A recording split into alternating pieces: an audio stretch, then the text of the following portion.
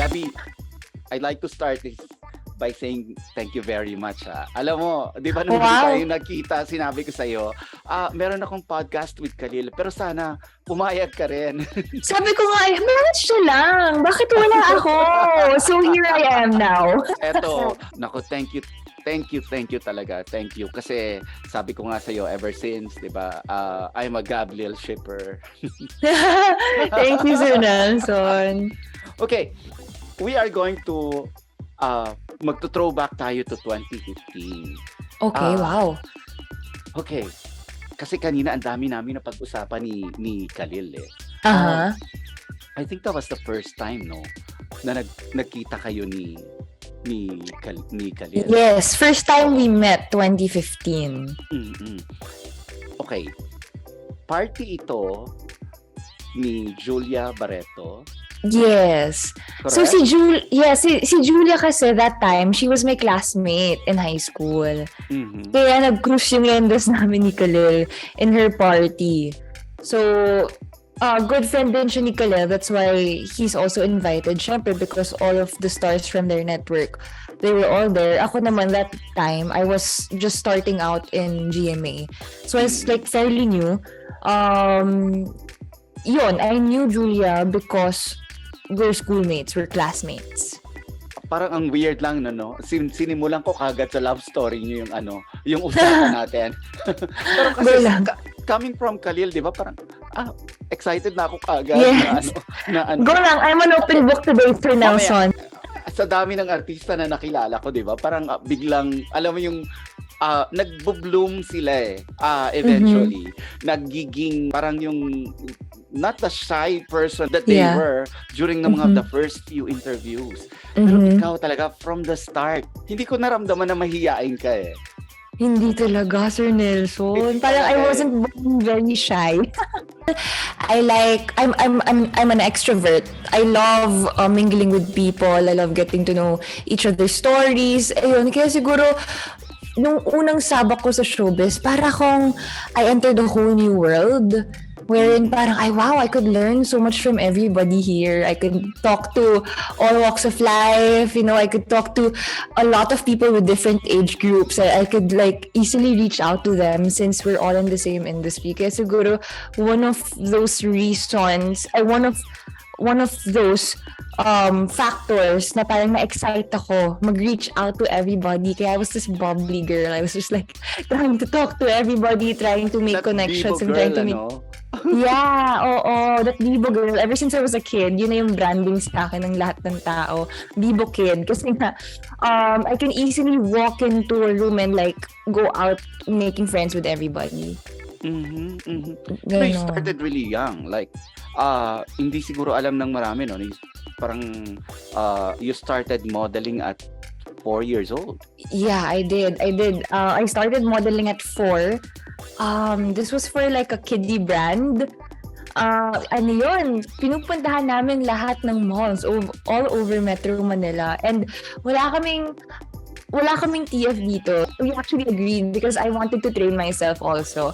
And my parents knew that I really wanted to do it. So they supported me. So the only thing that we were given was like clothes from the fashion show. And of course, new set of friends, ganyan. And I really enjoyed it. Parang most of my childhood years, siguro around 4 to 7 years old, I was just doing that. And of course, studying. Siguro, meron talaga akong urge actually para makapag-perform in front of a crowd, but I didn't expect it to come as soon as like when I was 15. Kasi parang akala ko, I had dreams. I had dreams to become a pilot. I wanted to be a beauty queen. Yung mga ganun ba? Ang dami kong gustong gawin. And then, unexpectedly, parang when I was in 4th year high school, when I was 15 years old, biglang the opportunity came. So, parang I felt like it was the right timing because it was right in front of me. So, alam nga naman tanggihan ko pa. What's the tipping point na alam mo ito na yun. Kasi, a lot of people, a lot of people assumed that I was like related or connected to one of the GMA bosses or like to an artista because parang I appeared out of the blue. Parang, saan siya galing? Bigla na lang siyang lumabas. Sino yan? Ganon. But the truth is, I really auditioned for it. The story was kasi, I was trying to audition for the other network. Because yun yung opportunity na naharap sa akin during that time. Not for anything else. It was just the available opportunity during that time. Ako kasi si goal-getter ako eh. Like, any opportunity presented to me, I would grab it. During that time, I really thought that I was gonna make it na. Kasi yung mga kasabay ko, artista na talaga hanggang ngayon. That time, akala ko launch din ako. But then, I wasn't given that opportunity siguro because it wasn't yet my time and I was too young. I was around 12 years old that time. So after that, I took a break. Nag-study talaga ako. Yun lang, nag-concentrate ako sa high school life ko. And then, one of the talent agents from the other network transferred to GMA. And then she asked me, are you still game? Would you like to try? I was like, sabi ko nga sa'yo, any opportunity that will be presented in front of me, I would grab it. Especially when I was younger. Dumang ka ba dun sa awkward stage? Oh, yes! I really had that ugly duckling face na parang... No way! I promise. Pero parang siguro kasi I was just really carefree when I was a kid. Malakas yung self-esteem ko when I was a kid. I feel like it also came from my support system. My family, my parents, my sister, my friends. So parang I was like really comfortable with myself. But it wasn't easy. When I was in grade school, I wasn't that comfortable. But when I was in high school, medyo parang okay na ako. Hoy, na-intriga ako dyan sa duckling face na yan. I mean, I'm sure marami makaka-relate niyan kasi ang daming dumadaan dyan. Of course, oo. Ang dami-daming nakaka-relate yan. Ang feeling ko nga, ang hindi lang dumaan sa ganyan, si Marian Rivera eh. Alam mo, totoo. Napaka-unfair. Grabe, sobrang anak ng Diyos level. Tsaka may stage ako na parang, bakit ganun? Lahat ng kasabayan ko mag-VTR dati, lahat sila artista na. Hindi pa ako maganda for showbiz. Ganon. May ganun face ako. Promise. Kasi, if you would look at my photos when I was a kid, like, we're talking about grade school not high school. When I was in grade school, ang chinita ko na ang morena ko na parang lagi akong pale, alam mo. Tapos, di ako payat, di rin ako mataba. Parang somewhere in the middle na hindi ko maintindihan. And basta, it was really one of yung pinaka-insecure akong stage was in grade school. Natatandaan ko, nung time na first kitang na-interview, kita mo na yung rawness nung ganda eh. Wow! Until you did this commercial na nasa desert ka. Oh yeah, for a shampoo brand. Commercial. Yeah. And ang feeling ko yun yung talagang boom. Yeah. I loved it because I really embraced how I looked growing up. Now that I'm an adult and also when I was a teenager, I learned how to embrace it. Kasi I had that struggle when I was a kid eh. Parang I'd always get frustrated whenever I enter VTRs. Kasi promise, out of the 50 VTRs na masipag kong puntahan, siguro mga 3 lang nabook sa akin. Kasi lahat ng mga nakukuha during that time especially that time, very mahilig sila sa mga may foreign blood. They loved all the talents with kunya half American, mga ganyan, very mestiza. They wanted that way. At that time, kasi I was like this pure Filipino na somewhere in the middle na hindi ko maintindihan ang ugly duckling face ko. Tapos ang lakas ng loob ko mag-VTR, diba? So I'd always get rejected during that time. So I was so happy when I was given this platform, finally, to just really embrace my own self and to get to inspire other people kasi yun yung masaya when I was starting uso pa rin talaga yung notion ng tao na kailangan mestiza ka para maganda ka. So it's nice to be able to represent all the other Filipino girls who look like me. Morena, diba? Chinita. In fact, diba parang I think you joined this convention years ago kung saan may kasama kang mga international personalities, diba? For makeup brand? Yes. Before the pandemic, I would always travel for different brands. Tapos may mga representative yan. Kunyari pag Asia or minsan sa US din. Per country may representative. And it's nice to represent the Filipino beauty, diba? Parang pati ako na-inspire. Parang, see, it's possible, diba? Nakakatuwa na dito sa Pilipinas hindi masyadong na-appreciate yung, I mean, because yung kulay naman talaga natin is really common here. Pero pagdating mo sa ibang bansa, no, grabe silang parang gandang-ganda sa'yo. Yeah. And that's why I embrace it. I mean, like, I have nothing against girls who would like to be whiter. I mean, diba? It's your body. You do you. Kung saan ka masaya. But I'd also like to inspire all the other girls na natatakot, na feeling nila ang society magdidictate kung anong maganda. Feeling ko rin kasi, diba, ang lakas tong influence din ng parang we had this colonial mentality growing up na parang kailangan mahal mo ng foreigner blood, ganyan. Para maging maganda.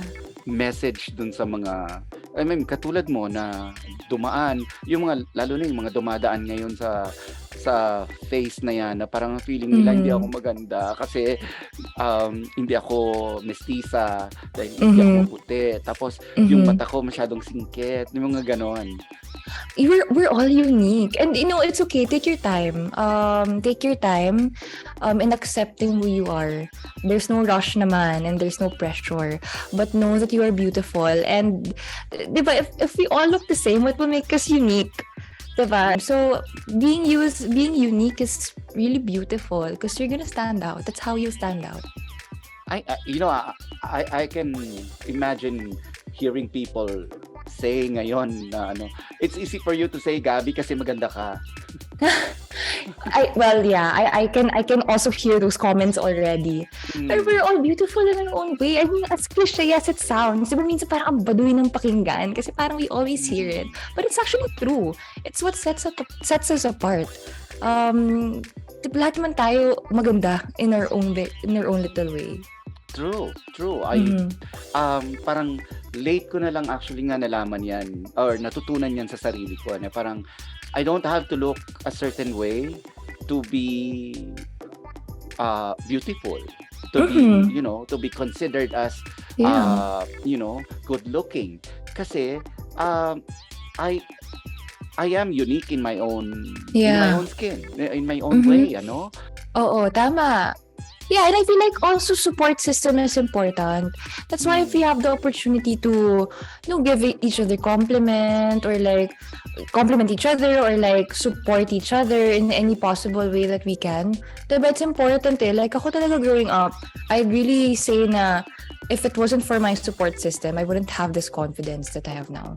Kasi may importante yun eh. And I also feel like values are important also. Whatever is built at home, yun kasi yung madadala mo in school, yun yung madadala mo sa friends mo. I used to have like a lot of friends. Like, kasi nga people person ako, diba? But now growing up, I learned how to like really treasure those true friends who would really support you. It's really not about the quantity. It's really about the quality of friends that you have.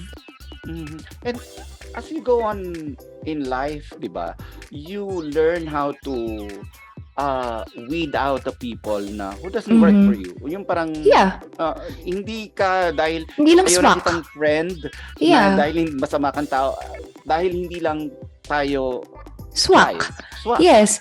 And it's okay. It's really okay. Pag tumatanda na tayo, ayaw na natin talaga na merong yung negativity. Yes, parang yung toxicity, you just wanna cut it out. Diba, parang hindi na po natin kailangan yun sa life natin. So, I had also that phase na parang when I started, hindi naman sa losing friends, but when I started not having any connections, na parang na-feel ko na slowly nawawala na yung connection sa iba kong friends because of certain situations or like certain incidents. At first talaga, I felt so sad. I felt really bad. Na parang feeling ko, is it me? Is it because nag-iba yung mundo ko? Is it because is it my fault? But then growing up, I realized that it's just really part of it. If you have a lot of friends that you can trust, then okay, good for you. diba? Good for you. But if you only have a handful of friends, okay pa rin. Gab, may nakaaway ka na ba sa showbiz? Like, Nakaaway sa showbiz. mm, Like talagang serious away talaga. probably or nakatampuhan? Yeah, of course. Meron naman. Nakatampuhan and everything. Yeah. Mm. And I feel like, wala, it's just really part of it. Mhm. Yeah, I guess kasi kahit na even in an office setup, no? Yeah. Yung office setting, kasi araw-araw kayong magkakaibang personality and I'm sure Yes. clash kayo. Yeah, Sir Nelson, I'm the type of person who would try to fix things. Like, I'm a very confrontational person. Like, if there's something wrong, I would really try my best to be the first one to approach and ask what's happening. Me, same. Yes. Parang ako, if something's wrong or like may unspoken tension sa atin or kunyari sa workplace or whatever setting, I would be like one of the few people who would step up and ask, "Hi, sorry, did I do something wrong? Kasi I'm gonna apologize if may nagawa akong mali or something," 'di ba ganon? Kasi I don't like that tension yung awkward feeling na parang alam yung may problema pero walang kumukusang magtanong kung ano bang problema, The reason I asked you that is napakalakas ng personality mo, Mhm. Gab. And sa showbiz, marami kayo na ganyan din yung personality and hindi Mhm. may iwasan na mag-clash kayo. Mhm, mhm. Yeah, that's true. You know what, Sir Nelson, I had a hard time adjusting when I was new. Parang nung pagpasok ko, tapos I was this very extrovert person na I would just talk to anybody, everybody. I would often get misinterpreted na parang, sino ba to, bida-bida? Bakit siya, alam mo yun, yung Yun eksena? ang masama pag malakas yung personality mo, ang tingin di ba ng mga tao, Yeah. bida-bida ka. Yes, pag bago exactly. ka. Exactly. When I was new, I had that problem talaga. Medyo maarte kasi ako, Sir Nelson. Like, okay, hindi ako nag-iinarte. Maarte lang talaga ako. Like, growing up, I just really like clothes, I enjoy talking about fashion. I enjoy talking about yung mga kaartehan, mga kikay stuff, ganyan. So, mas lalo ako yung misinterpret nung bago ako. So, growing up, I also learned how to adjust, how to parang i-testing ko muna yung energy ng room. Is it okay? Is it a safe space to like talk to people? Yung ganun. You learn along the way Yun yung maganda siguro sa buhay, Lalo na when you're open to learning. Ako kasi talaga, I like it. I like to learn. Like every day, I feel like it's a learning opportunity for me. So, yun ang ginagawa ko talaga. I just stay open. And when people misinterpret me, especially during my newbie days, okay, sorry, I'll try better next time. Pero ang maganda nun, wala ka sa radar nung mga showbiz personalities na masama ang ugali. Buti naman, Sir Nelson, kasi baka makalbo ako ng daddy ko pag napunta ako sa radar na yun. I always say this. Isa ka doon sa mga millennials na talagang sobra akong interested parati na makakwentuhan. Kasi ang dami kong natututunan sa'yo. Talaga, Sir Nelson? Ako din. Totoo. Kasi even, di ba nga, the last time nung nagkita tayo doon sa meetup, sinabi ko sa inyo ni Khalil, parang sobra akong interested, paano kayong mag-business? Diba? Yeah. Kasi I know how yung mga kaedad ko, how we do business and how we start a business, how we maintain it. Pero kayong mga millennials, interesado ako kung anong MO nyo. Feeling ko lang talaga kasi like I'm at a point in my life that I really just want to try out new things. Like failure is scary, but I try to see the brighter side of it. If I fail, edi I learn. Meron ka bang maituturing na isang major failure sa buhay mo? Oh yeah, and how you got out of it? I wanted to know. We all have naman siguro when it comes to like failure, iba-iba tayo ng weight on how we interpret failure. So, for me, a lot of factors, may it be personal, may it be work or family. Of course, I've encountered a lot of failures in my life, and I just really try to ground myself by talking to people who matter in my life.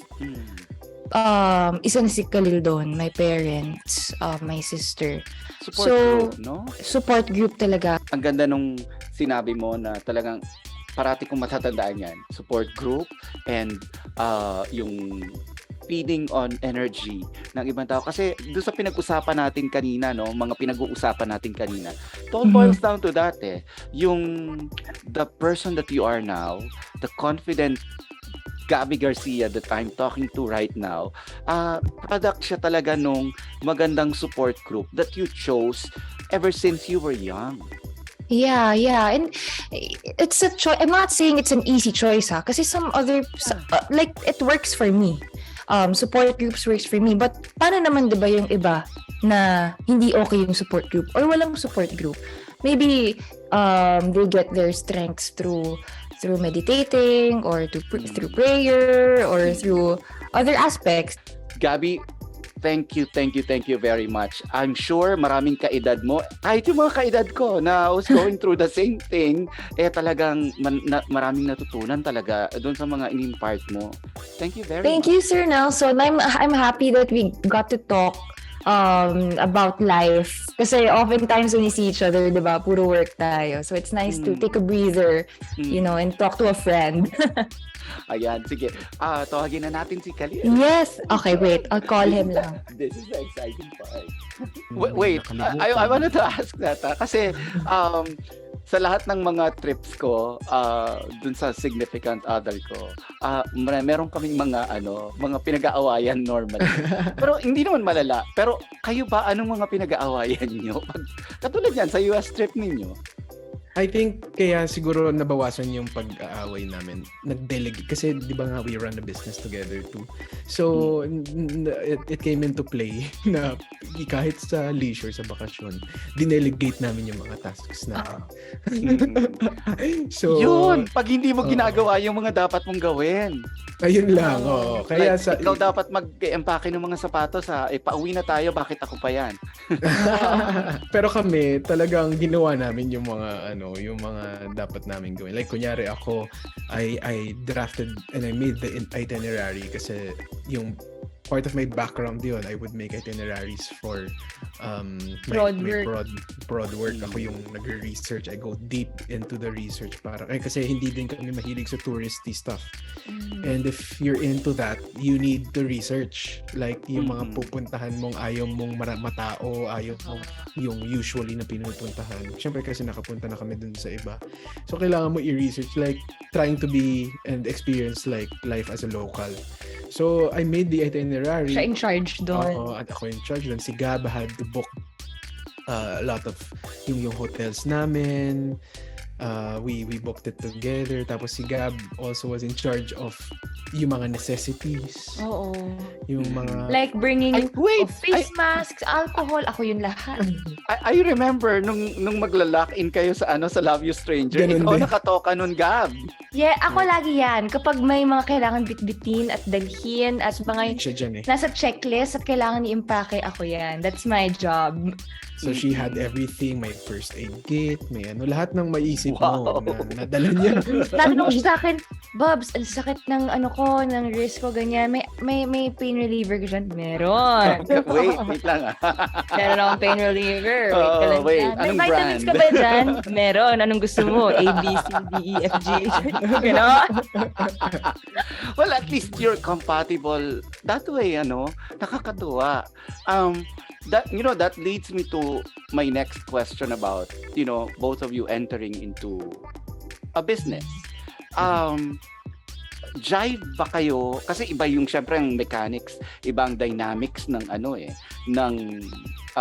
ng love, yung relationship nyo, ng romantic relationship nyo.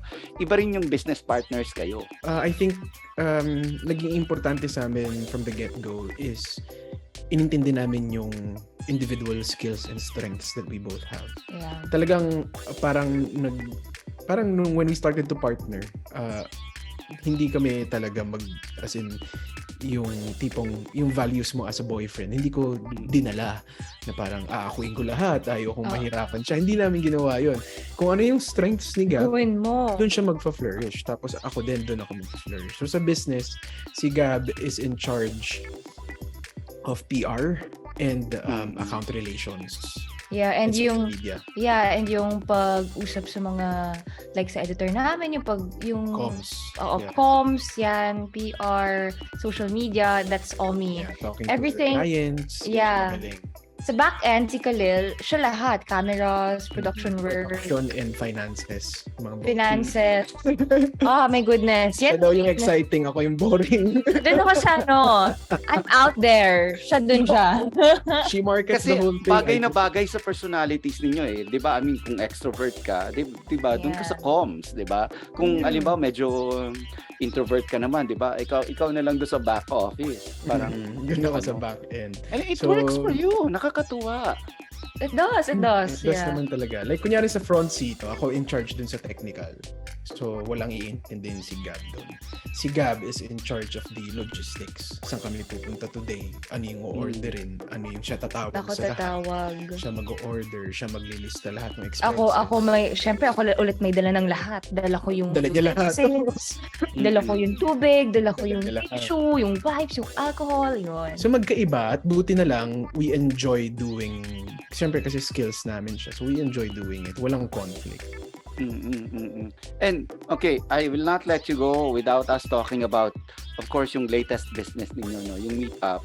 And Yeah. you know, I met up with you recently, and we had a press conference about it, and I became a fan instantly because of the, well, number one, because of the quality, and pangalawa is because yung the convenience of it. Yes. Ang galing. Whose brainchild is this? Well, actually, kami dalawa ni Gab, we're actually very careful with what we dip, with what we dip our toes in. And to be honest, syempre, naisip na namin magkaroon ng food business matagal na. But we were always hesitant. Number one, because that's not really our industry. We're in the F&B industry. We're consumers. We're not producers. So, medyo hindi kami doon, hindi namin forte. But then, syempre, we produce content and we are, producers in the digital space. Merong biglang nag-set ng meetings sa amin na kakaiba yung idea nila. They're interested in making our dreams actually work. So, yung concept niya was a virtual restaurant basically. So, hindi naman virtual like as in VR, pero it's a cloud kitchen. It's a cloud kitchen. Wala kaming physical store. Everything is on a food delivery app. Yeah. So, And it's all over Metro Manila. So that concept of us being able to reach a wide audience through an app is something that was a no-brainer for us. Sabi namin, this is something that is a revolutionary idea, and we'd love to be a part of it because it's fairly new. Nag-boom lang yun siya nung pandemic. So yung idea of the actual food is a brainchild of the entire team. Yeah. So they were very collaborative from the get-go. Yung team Parang clubs. they made sure that we were like really involved with in every step of the way. They didn't want to put out something that we didn't enjoy, like food that we don't like. Gusto nila yung gusto namin talaga. And ang joke ko pa nga sa inyo is parang, wow, dati dati sa dashboard lang kayo kumakain. Ngayon, talagang may pa-cloud kitchen na kayo.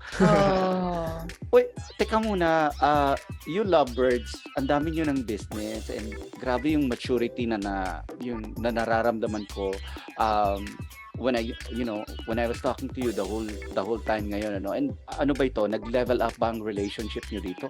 Khalil, baka nag-propose ka na, hindi pa.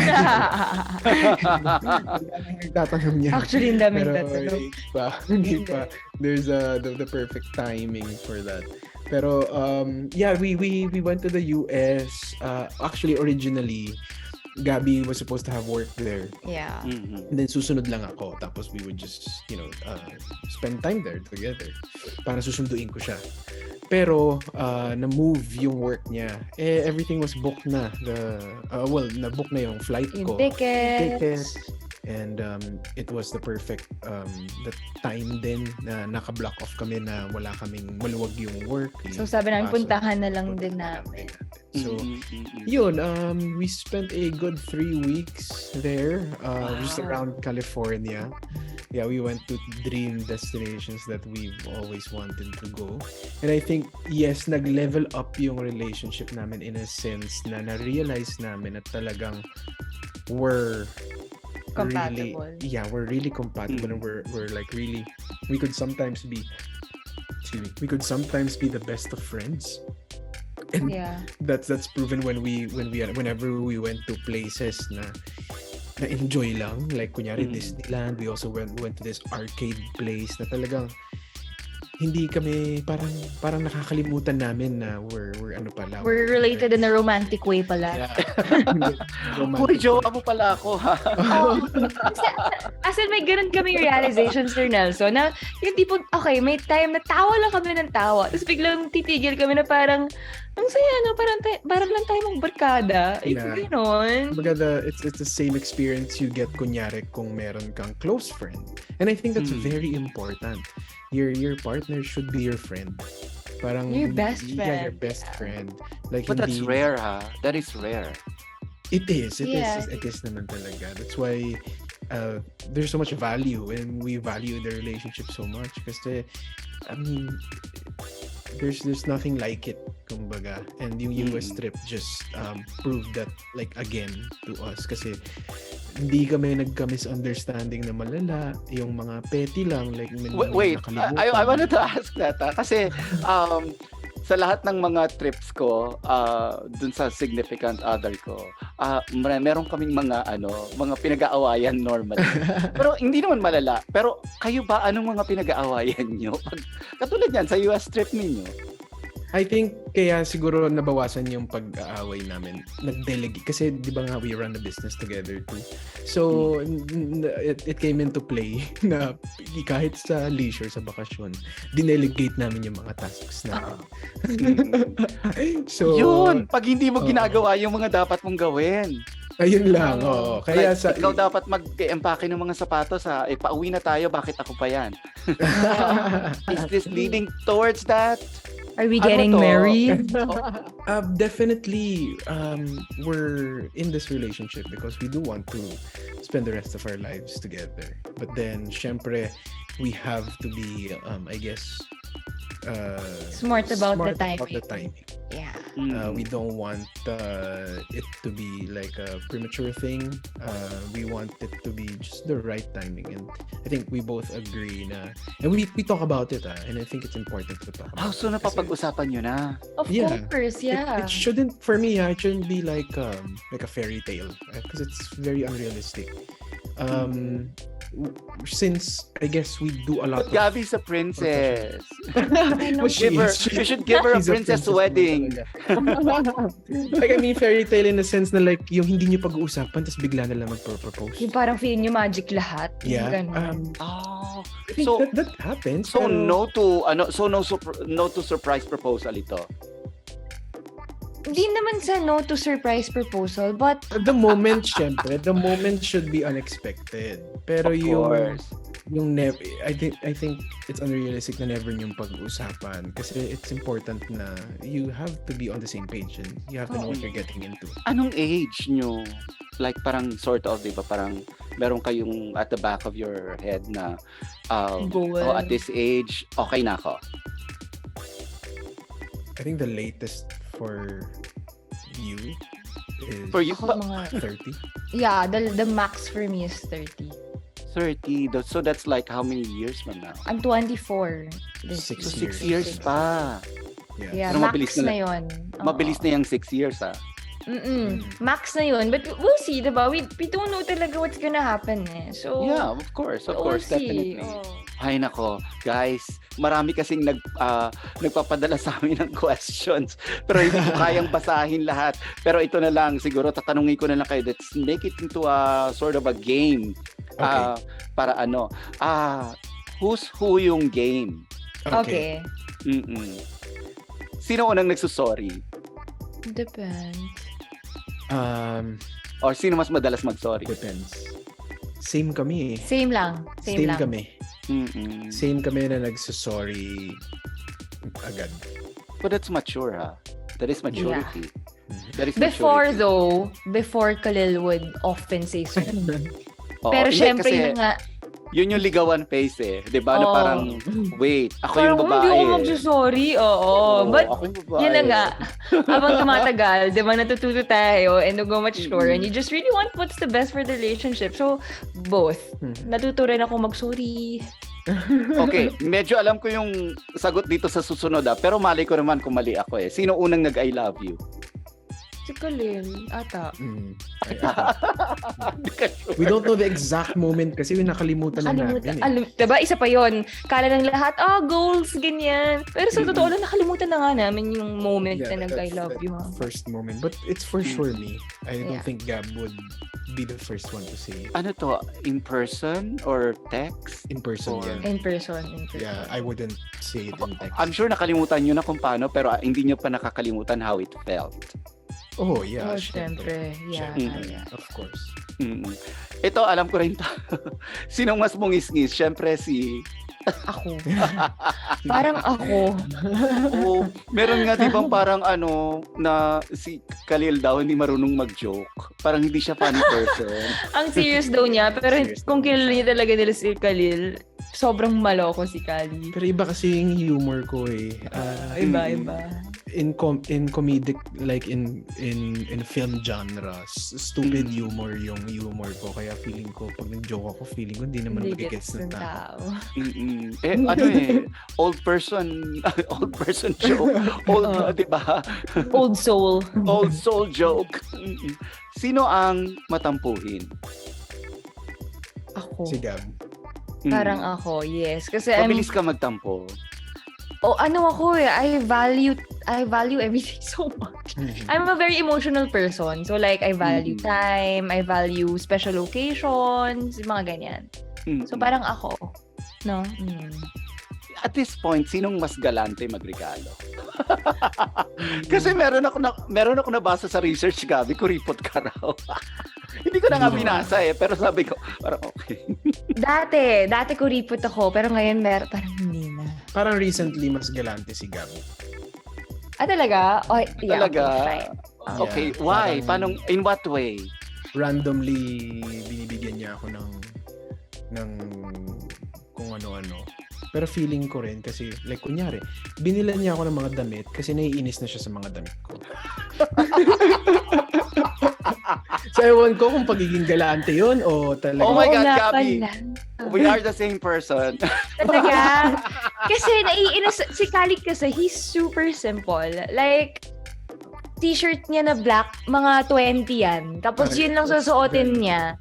Forever, yun lang ang susuotin niya. Tapos, mag-US trip kami, magbabakasyon kami. Alam mo, makikita ko yung mga dati niyang t-shirt, yun at yun. Sa lahat ng picture niya, yun na yung t-shirt niya. Parang, ako na nga bibili. Ako mag-shopping tayo. Halika, gano'n.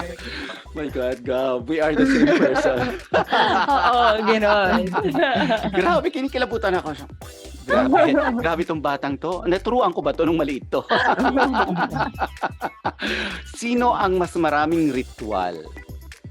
Like, parang pwedeng bago umarte or bago lumabas ng bahay, bago sumalang sa whatever. Wala sa amin na mas madami pero konti lang din, pero mas ako siguro, pero hindi rin ako sobrang maritual. But then Kung skin ritual yan, ako yan. skin For ritual. sure. Isang oras bago matapos ang skincare. Sa US nga, skincare ko si Khalil kasi nagda-dry na yung mukha niya. Pero yung Okay. ritual sa work, siguro Sig- mas Maraming process. Sino mas iyakin sa inyong dalawa? Ay, Diyos si ko, Gab, ako. 100%. umiiyak siya sa, like, kunyari may nakita lang siyang old couple. Literal old couple. Masaya. May nakitang puting, masaya. Yung nakita siya, usually old couple eh. Talaga. Pag may makita siyang Oo. old couple na tumanda na together, tapos yung isa inaalalayan yung isa, iiyak talaga siya. Yeah. Well, Pero ang maganda nun, Gab. Gab, we cry about the happy things na ngayon. Yes! Natatouch Yun ang kasi maganda. ako. Oo, natatouch ako. Mababaw luha ko kasi. Yun yung, at saka at the same time, yun yung release ko. Kunyari, galit na galit ako, iyak ako. Ganon. Kasi yun yung release ko. Pero natatandaan ko yung iyak ni Khalil doon sa Love You Stranger. Ayun, iba naman kasi to. Parang Mga naipon. ang ironic na hindi ka madaling umiyak tapos nadaanan mo yung ganung eksena. Si Khalil kasi ano siya eh, pag umiyak siya, it's a big deal. Like, ano talaga, Hindi ko na kaya. malalim talaga yung kung saan siya nanggagaling. Ako kasi mababaw lang yung luha ko. Mm-mm. Sa kanya, pag naiyak siya, wild talaga. Like, alam mong malalim. Mm-mm. Sino mas expressive sa inyong dalawa? Si Gab. Ako. Mm. And always. Words, actions, facial expression. Name it. Name it. I think it's me. Oo, yung kilay pa lang alam mo nang may sinasabi. Oo. Tsaka alam niya kapag inis ako. Kunyari kapag sinasabi niyo, inis, are you galit? Hindi, okay lang. Pero, Oh my God! alam niya.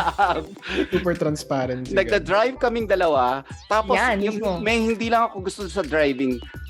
May gumalaw lang ng konti sa kilay ko. Inis ka eh. Wala ako sinasabi. Wala akong Yan, sabi ko, ginagawa. sa'yo nang galing yan, ha? Hindi sa akin. Hindi, alam kong inis ka. Okay. Ganon. Oh my gosh, ganun tayo ka-expressive. Oo, super. Okay, last question. Sino ang mas punctual sa mga dates? Ako yan. Ako Hindi. syempre. Hindi ikaw, Babs. Hindi ikaw yan. Aawayin kita. So, nauuna ka, Gab? Alam mo, Sa dates, hindi sabay. Hindi sa dates, sabay kami sinusundo ko palagi. siya parati. pero like kunyari, 3 p.m. Pick me up at 3 p.m. Hindi yan. Kailangan tatawagan mo siya ng mga 2:45. Are you on the way? Ganon. Mm-mm. Baka nga tama yung sinasabi ni Khalil na mas marami siyang ritual bago lumabas ng bahay. Oo. Ang daming ginagawa. Ang daming hanas.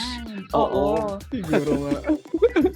Oo. Alam nyo, hindi ko na naman napansin ang oras and I really value this time talking with you guys and I really appreciate it. Maraming salamat sa inyo. Thank you, Sir Thank you, Sir Nelson. Nelson. Thank you very much. Thank you.